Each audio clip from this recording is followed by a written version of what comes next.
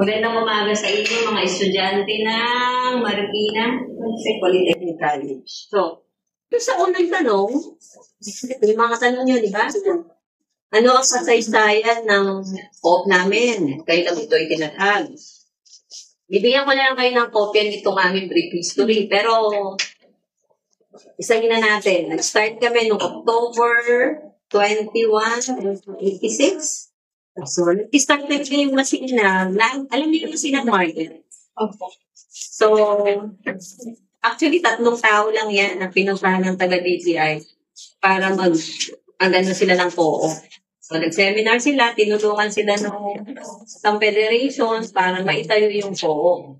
Mga July 1982 daw yun. Nalistro ang Masinag Multipurpose Cooperative, October 21, 1986, meron 6 incorporator, pero ang puhunan lang nila dati is 14 years. Oh, malaking pera ka rin siguro noon. So, doon sa 26, meron doon na wala namang ambag siguro. Kasi doon sa 14,000, sa 1,000, wala. Basta, yung requirement lang na merong magtatayo within the loob lang ng Masinag Market. Anyway, so, nag-start sila ng 14,000 as of date, dito sa loob.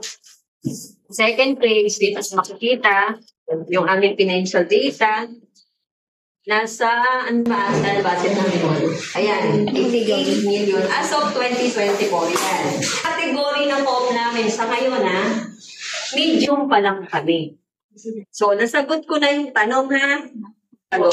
Paano po naging processing para maging o kasati sa inyong cooperative? Una, sa lahat ng co-op, hindi lang naman sa amin. Requirement ng CDA, under kasi kami ng Cooperative Development Authority. Hindi ng isang magmimembro na umattend ng pre-membership seminar. So, doon i-explain kung ano ba yung co-op, then ano ba yung internal policy. Kasi iba-iba co-op, iba-ibang internal policy. Kaya magtataka yung iba, bakit ito sa co-op, ganito sa kabilang co-op, ganyan ang interest ko. Depende, hanggang pasado siya doon sa standard. Ba ng CDA? Articles and Bylaws ng cooperative.